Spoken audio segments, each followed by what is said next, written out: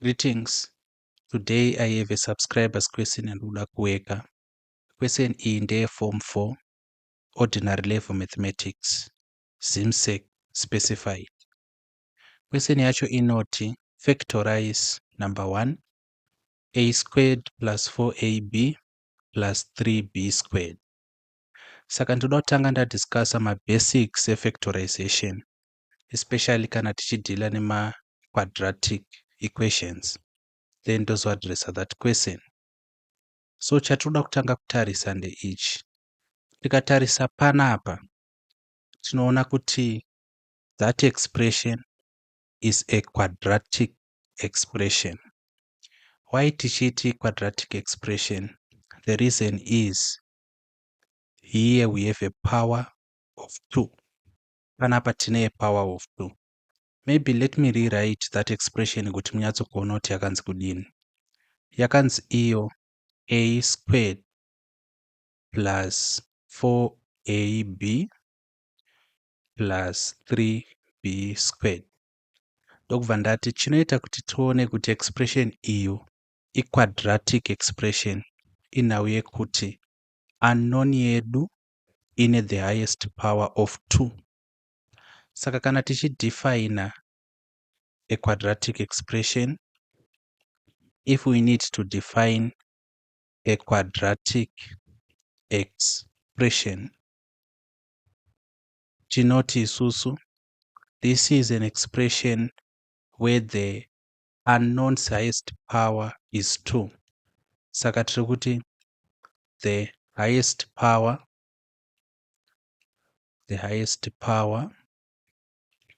of the unknown is 2. Kana the highest power unknown iri 2, zvinoreva kuti we have a quadratic expression. Now taona kuti that one is a quadratic expression. What we need to discover secondly, kuti a quadratic expression is a general form. Saka the general form of a quadratic expression ndi ax squared plus bx plus c, where x is a variable, kuti variable ndiko kuti unknown,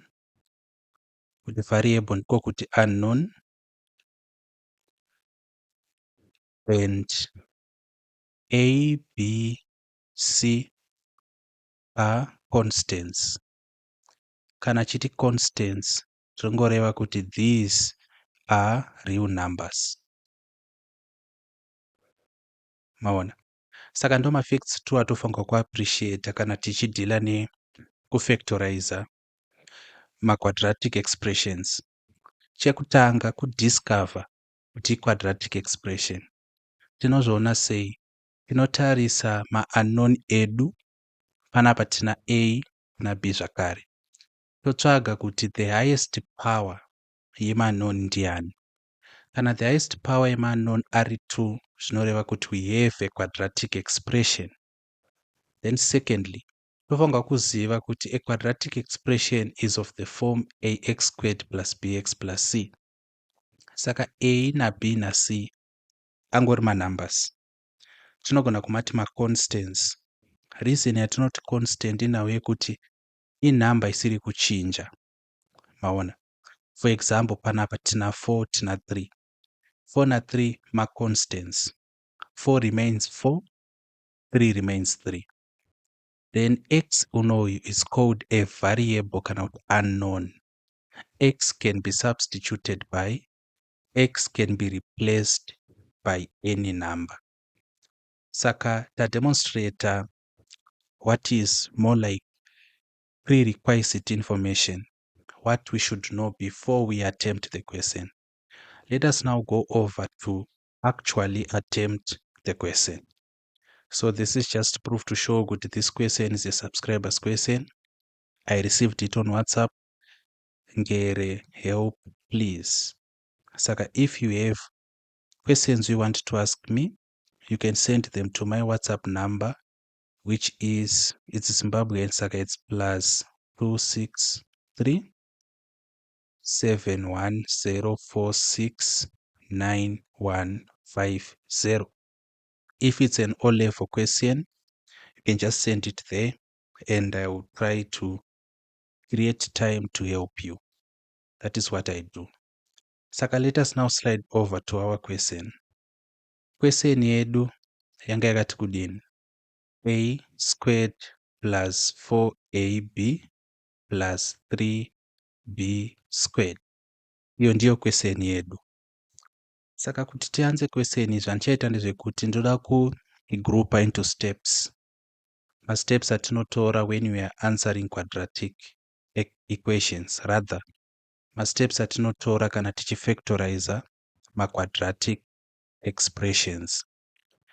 Saka steps angu ndoda kumaisa in this color yellow. Step 1. Step 1 inoti make sure the expression is in the form ax squared plus bx plus c.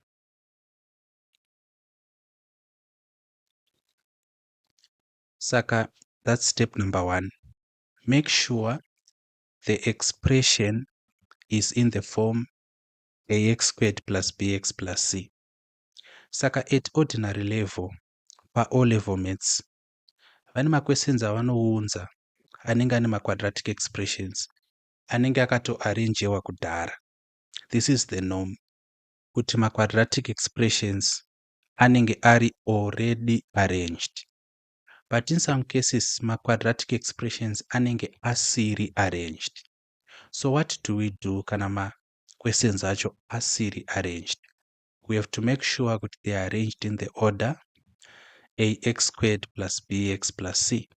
Order is zvainoreva ndezvekuti tikatarisa unknown yedu, which in this case the x, tinotanga tanyora ina the power 2, tozonyora panapa ina to the power 1. Hatina hedu kuisa 1 panapa, but inenge ina to the power 1. Maybe let me do this. So this is identical to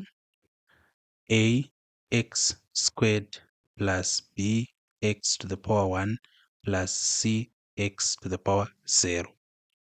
Saka powers of x anenge achi decrease like this, from x to the power 2 panapa toenda pana x to the power 1. Saka x to the power 1 ndiyo bx, but to the power 1 hatiinyore because we can omit it. Then x to the power 0, remember that any number which is raised to the power 0 is equal to 1. Saka cx to the power 0 yakafanana nekuti chi? Nekuti c multiplying 1, of which c multiplying 1 yangofanana nekuti chi? Nekuti c.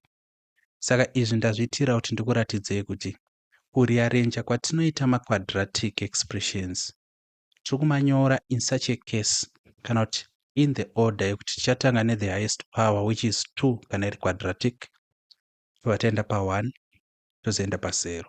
That is what we have to make sure of. Saka waita make sure of this, let us do it pa question yedu. Saka my answer I'm going to be writing it in white.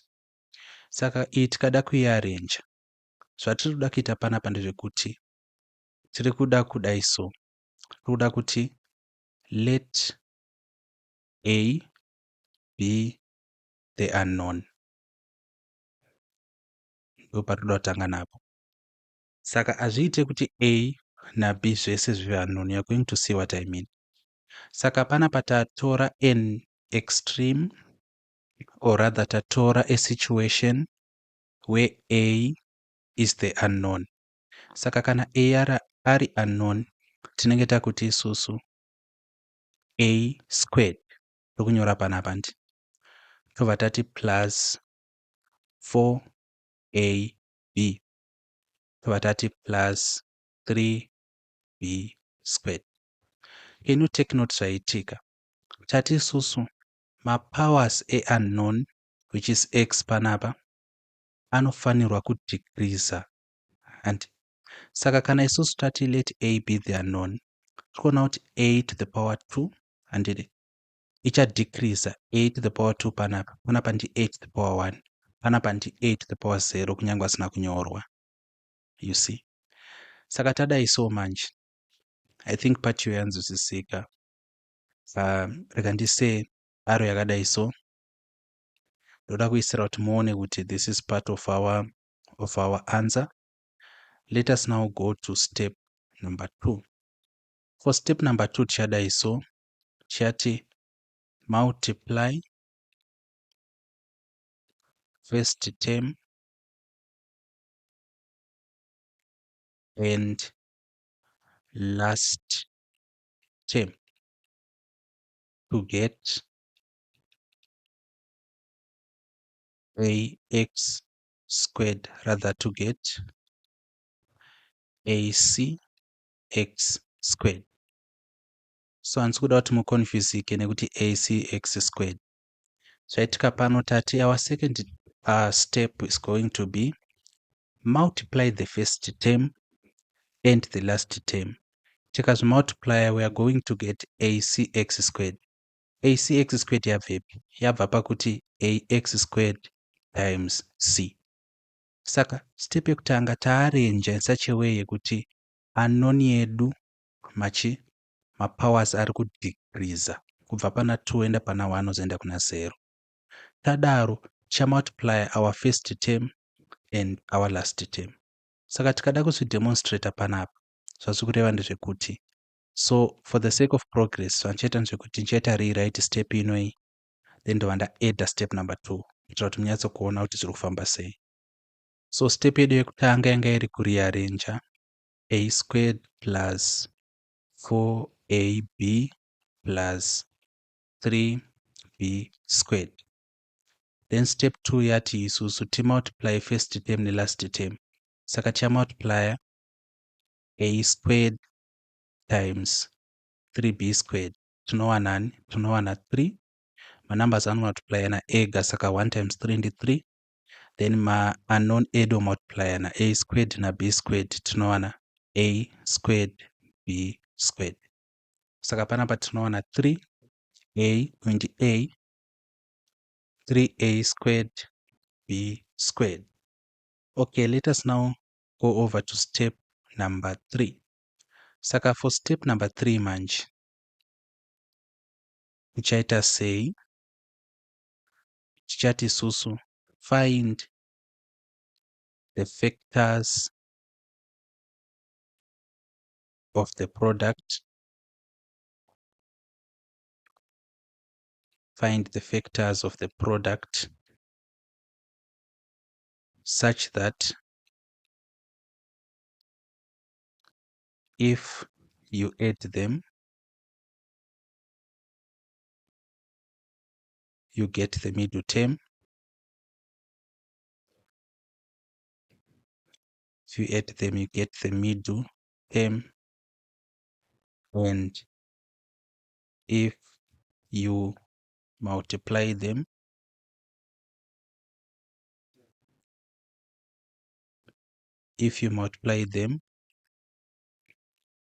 you get the product. I understand kuti chirungu chawandisa. In mathematics, we are not tested on our ability to comprehend English.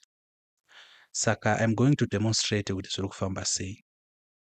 Step number 1, taarrange such a way yekuti unknown yedu a mapowers ari kudhikiriza. So it becomes a squared plus 4ab plus 3b squared. Step number 2, tamultiply first term nelast term tukawana 3a squared b squared. Step number 3 iri kuti find the factors of the product. Saka yatiri kuti product ndeino-ish and this is the product. saka toda kutsvaga mafactors eproduct. Remember takati isusu factor inhamba inopinda mune imwe nhamba isingasiye remainder. Basically that is the basest definition of a factor. Nhamba inopinda mune imwe nhamba isingasiye remainder. Saka kana chida kutsvaga mafactors a3a squared b squared, toda kutsvaga manumbers ari 2. We need 2 factors ekuti tikama multiply anotipa 3a squared b squared. But hatigumiri ipapo, zvabva zvanzi such that if you add them you get the middle term. Saka mafactors atikama add anofanirwa kutipa this middle term. Saka ishi ndiyo inonzi middle term. Ino ishi ndo yatiri kuti middle term. And so and if you multiply them you get the product. Saka in layman terms zviri kuitika panapa ndezvekuti tiri kuda mafactors a3a squared b squared ekuti tikama adda anotipa 4ab, kama multiply otipa 3a squared b squared. So step yatava manje tengeta kuti kuda mafactors a3a squared b squared. Saka iyi ndo format inoshandiswa f of, zvoreva kuti f of 3a squared b squared. So mafactors a3a squared b squared ekuti tikama adda anotipa 4ab ndeapi?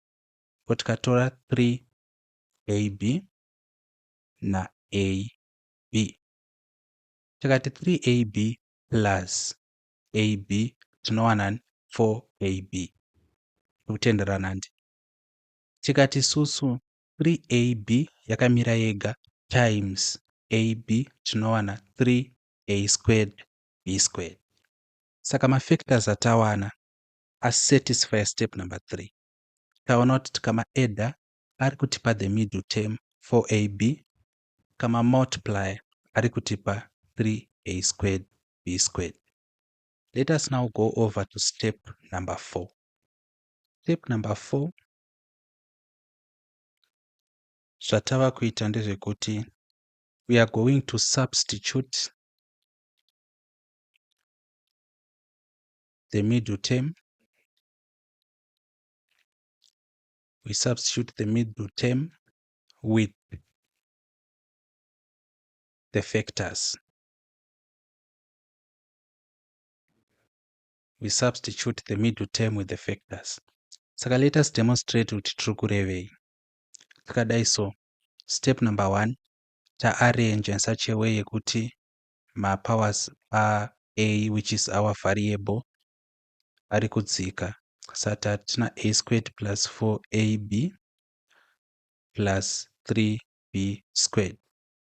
Step number 2, ta-multiply first and last term tikawana 3a squared b squared. Saka ndogona kudai so kuitira kuti munyatsokuona zvandiri kureva. Saka iyi ndo yanga iri step 1, then kumultiply ndo yanga iri step 2. Right, ngandai step 2.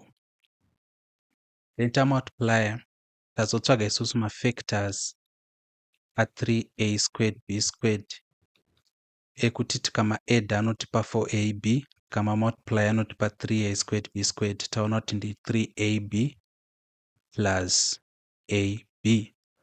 Ino ndo yanga iri step step 3. Saka step 4 yati substitute the middle term with the factors. Remember tati iyi ndio inonzi middle term, term iri pakati, middle.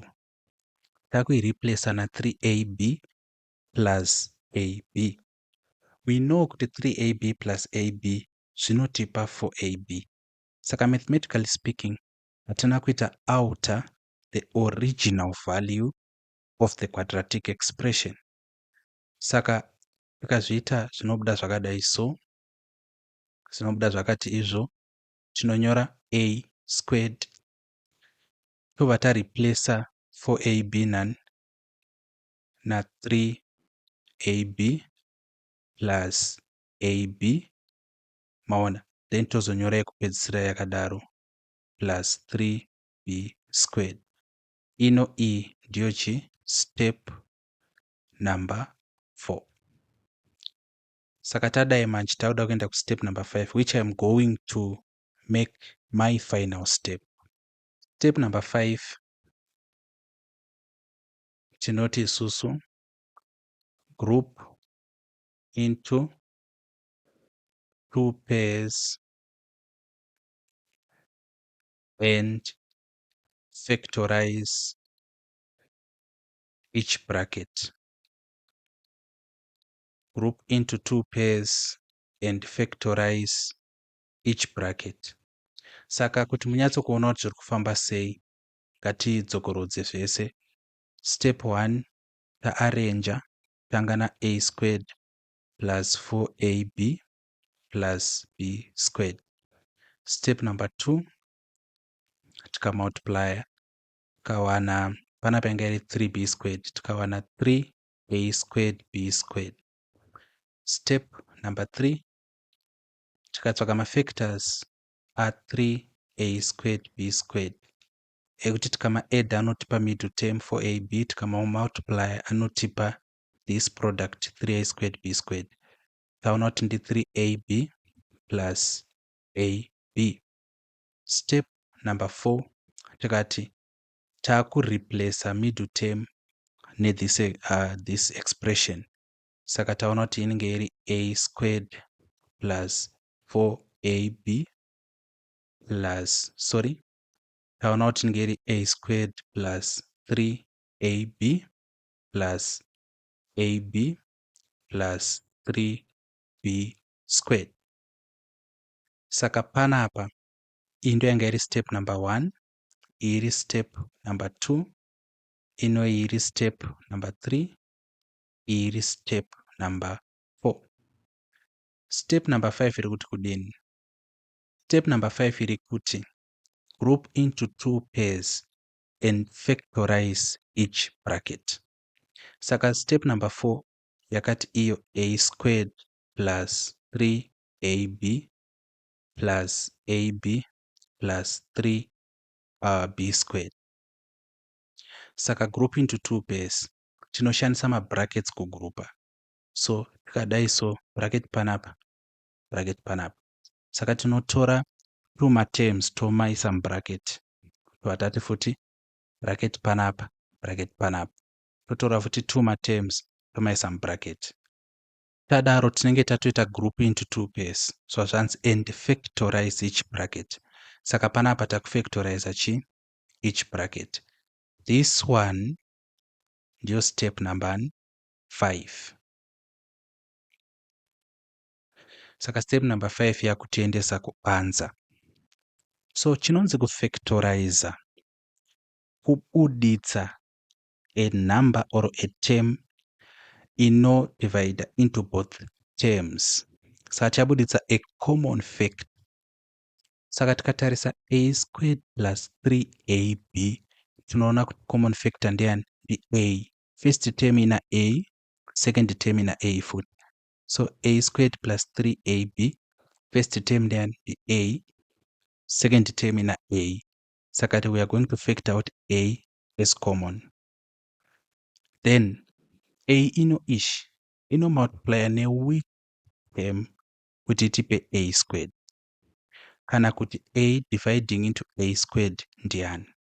So I'm going to use the first way, not the first understanding yekuti tino multiply a nani a iri kunze tiwane a squared, multiply na a times a ndi a squared todati plus, tino multiply a nechi kuti tiwane 3ab na 3b because a times 3b is 3ab.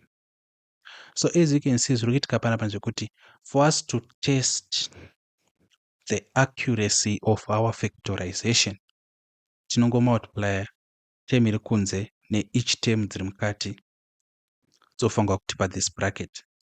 Saka then we do the same for the second bracket panapa, todati plus, we are going to factor out b, they are common, it's b times a inotipa ab plus it's b times 3b inotipa 3b squared, like this. Saka tadai so manje handichanyora hangu masteps, but step yapo panapa ndeyekuti kuti tione kuti factorization yedu yanga iri correct, zviri mubracket munomu zvofanirwa kufanana. Maona zviri mubracket zvofanirwa kufanana. Saka bracket rekutanga rina a plus 3b, bracket rechituru rina a plus 3b, zvinoreva izvo kuti factorization yedu taita zvakanaka. Then kunyora final answer yedu tinongotora zviri kunze tozisa mubracket a plus b, tatora just one bracket a plus 3b, tata underline yedu, underline, we get our final answer. If you expand kana kuti multiply these two brackets, tinofanirwa kuwana a squared plus 4ab plus 3b squared. Ndiyo imwe test yatiinayo prove kuti factorization yedu taiita zvakanaka. Saka I took you through the steps of factorization for you to understand how to factorize quadratic expressions. Now ndakuda kuita something else which is something new. Ndoda kuita reassume something. So walk with me. Tarisa paworking yatabva kuita, taita this assumption: let a be the unknown. Saka maquestions akawanda anenge aina unknown ingori 1. You see, question inogona kuuya yakanzi factorize 3x squared plus 4x plus 5, for example. Saka panapa we only have one unknown, which is x. But in this case manje, this is a special case. Tine ma-unknown akawanda, tina a tina b. Saka panapa taita assumption kuti a ndiyo unknown. Assumption yedu yatibatsira kuarrange a squared plus 4ab plus 3b squared, tichimeka sure kuti a yatanga ari to the power 2, akabounce akauya panapa akava to the power 1, akazouya panapa akava to the power 0, because panapa tinenge tina a to the power 0 asinganyorwi.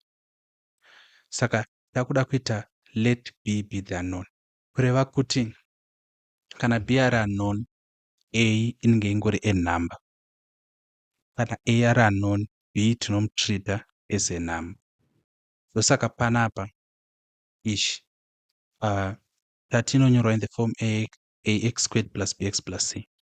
Saka c inenge iri equal to chi? C iri equal to 3b squared, of which c zvinotongoreva kuti constant kana kungoti real number. So let us make that assumption. So tichanyora assumption yedu tati let b be the variable kana kuti be the unknown. Saka question yedu yava yakati a squared plus 4ab plus 3b squared ndo mawiro aita question yedu. Kana taita let b be the variable, zvazvinoreva ndezvekuti, maybe let me write in a different color solution yangu to make it different. Takufanirwa kuarrange in such a way kuti mapowers apindu anodonha. Saka tichatanga na 3b squared, maona, tobva tanyora plus 4ab tozoti plus a squared. Saka power ya b yekutanga ndi 2, inotevera ndi 1, pedzisira na 0. Saka in this case a squared ndiyo yava c, a squared yangova constant. Then panapa pana 4ab zvongoreva kuti 4a ndiyo number, b ndiyo unknown kana kuti variable. Tadai so we go through masteps edu. 3b squared plus a squared ndi 3a squared b squared. My encouragement would be, advice would be, kuti kana muchinyora, please respect the alphabetical order here. A ndiyo inotanga, b yoteera. Kungoita kuti zvedu zvive uniform. Because tinotenderwa kunyora takati 3b squared a squared, but uniformity yacho manje inogona kuzonetsa. Saka generally across the board, mathematicians just honor the alphabet if they are using the English alphabet to represent unknown variables. So this is step number 2. tabva apa tabva tati tiri kuda mafactors a3a squared b squared ekuti tikamamultiply anotipa 3a squared b squared, tikamaadda anotipa 4ab again 3ab plus ab. Our next step tabva tati takunyora this expression takareplace yepakati na 3ab plus ab, saka tina 3b squared plus 3ab plus ab plus a squared.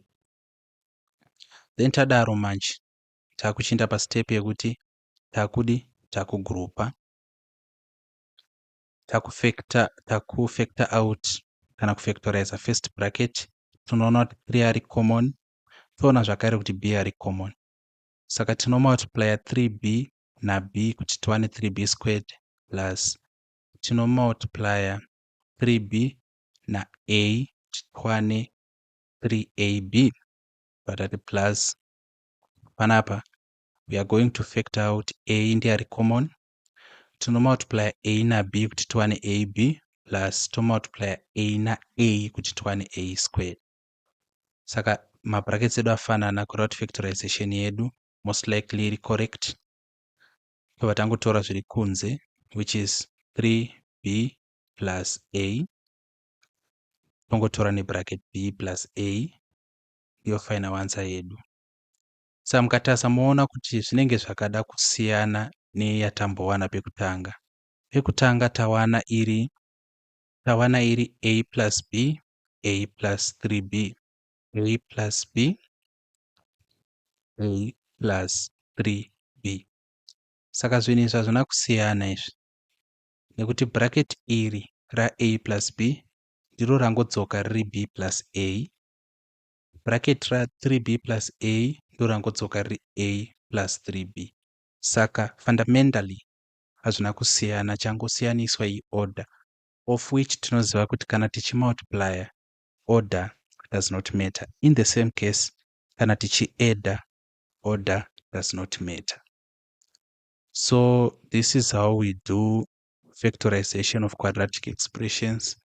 Kana takapiwa a case where we have more than one variable, we make the variable imwe tongoita a constant, and saka tatanga taita let a be the variable, tikacalculator tikawana answer yekuti a plus b, a plus 3b. Ndokubva taita make b the variable, tikacalculator tikaona answer iri 3b plus a, b plus a, tikaona by comparison kuti it's the same answer. So this is a subscriber's question. Could someone send me this question and I'm recording this video explaining the solution to the question they sent. If you have a question you want me to work or to create a video on, you can get to me on this number. It's +263 71 046 9150. I also offer extra lessons, kana kuti tutoring, for those who are preparing for their O-level examinations in mathematics, also in science, combined science as of yet. Saka if you also need assistance, especially in O-level maths, you also get to me on this number. If there are any questions, you have the comments section or post them directly to that number. Otherwise, if you enjoyed this lesson, thank you. Thank you for your patience and have a good day.